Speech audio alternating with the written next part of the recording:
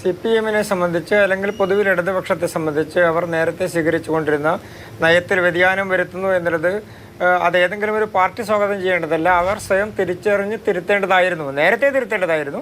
അതിലവർ കുറച്ച് കാലതാമസം എടുത്തു എന്നുള്ളതാണ്.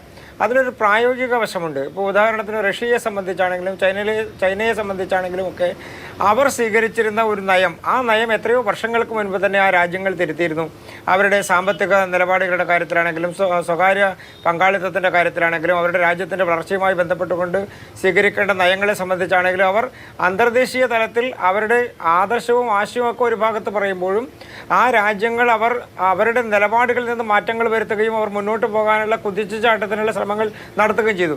അപ്പോഴും നമ്മുടെ രാജ്യത്ത് ഇടതുപക്ഷം സ്വീകരിച്ചിരുന്ന, ഇപ്പോഴും സ്വീകരിച്ചുകൊണ്ടിരിക്കുന്ന പലപ്പോഴും പല വിഷയങ്ങളിലും എടുക്കുന്ന നിലപാടുകൾ, അവർ ഒരു സ്വകാര്യ വ്യക്തി ഒരു സ്ഥാപനം തുടങ്ങിയാൽ അതിനെതിരെ നിരന്തരമായി പ്രക്ഷോഭമായി രംഗത്ത് വരിക, ഒരു സ്ഥാപനം തുടങ്ങുക മാത്രമല്ല ഒരു കമ്പനി തുടങ്ങാൻ തയ്യാറായി വരുന്ന ആളുകളെ നിരുത്സാഹപ്പെടുത്തുക, ഈ തരത്തിൽ വ്യാവസായിക സംവിധാനങ്ങളുമായി വരുന്ന ആളുകൾക്ക് നിരുത്സാഹം നേരിടുന്ന ഒരു സാഹചര്യമാണ് അവരുടെ നയത്തിൽ ഉണ്ടായിരുന്നത്.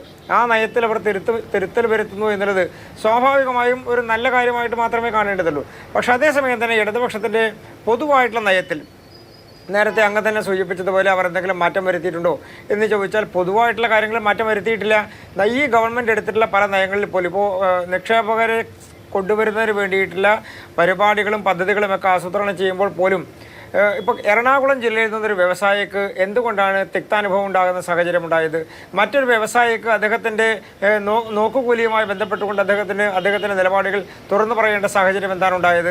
ഈ ചെറിയ ചെറിയ സ്ഥാപനങ്ങൾ തുടങ്ങുന്ന ആളുകൾക്ക് പോലും ആത്മഹത്യ ചെയ്യേണ്ട സാഹചര്യം എങ്ങനെയാണ് ഉണ്ടാകുന്നത്? അപ്പോൾ അതൊക്കെ ഇടതുപക്ഷ നയങ്ങൾ അവർ മാറ്റുന്നു എന്ന് പറയുമ്പോഴും പ്രായോഗിക തലത്തിൽ അവരുടെ അണികളും അവരുടെ ആളുകളും അത് സ്വീകരിക്കാൻ തയ്യാറാകുന്നുണ്ടോ എന്നുള്ളൊരു പ്രധാനപ്പെട്ട പ്രശ്നമാണ്. ഇപ്പോൾ സമരരംഗത്തേക്ക് കടക്കുന്ന കാര്യത്തിൽ അവർ നിരന്തരമായി സമരരംഗത്തേക്ക് കടന്നുകൊണ്ട് ആ തരത്തിൽ വരുന്ന വ്യവസായങ്ങളെയും ആളുകളെയും തടസ്സപ്പെടുത്താൻ ശ്രമിക്കുന്നു. അതുകൊണ്ടാണ് നമുക്ക് മനസ്സിലാകാത്തൊരു പ്രധാനപ്പെട്ട കാര്യം, ഒരു ഭാഗത്ത് നയം തിരുത്തുന്നു എന്ന് പറയുന്നത് സർക്കാർ തലത്തിൽ തുടരേണ്ട ചില സംവിധാനങ്ങൾക്ക് മാറ്റമുണ്ടാകണം എന്ന് CPM ചിന്തിക്കുന്നു. അതേസമയം തന്നെ അതിലേക്ക് വരാൻ അവരുടെ അണികളും ആളുകളും നേതാക്കന്മാരും തയ്യാറാകുമോ എന്നുള്ള കാര്യത്തിൽ സംശയമുണ്ട്.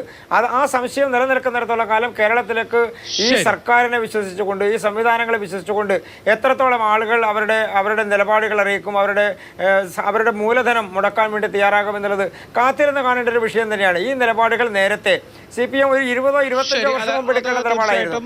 കൂടുതൽ നിക്ഷേപം ഈ നയം മാറ്റം കൊണ്ട് വരുമോ തുടങ്ങിയ കാര്യങ്ങളൊക്കെ നമ്മൾ കാത്തിരുന്ന് കാണേണ്ട കാര്യങ്ങളാണ്. എന്തായാലും ഇൻവെസ്റ്റ് കേരള മീറ്റിൽ ഒരുപാട് നിക്ഷേപ നിർദ്ദേശങ്ങളുണ്ട്. അതൊക്കെ യാഥാർത്ഥ്യമാകുമോ അതോ വാഗ്ദാനമായി തന്നെ നിൽക്കുമോ? അങ്ങനെ വ്യാവസായികമായ ഒരു മാറ്റത്തിലേക്ക് കേരളം മാറുമോ? ഇതൊക്കെ നമ്മൾ കാത്തിരുന്ന് കാണേണ്ട കാര്യമാണ്.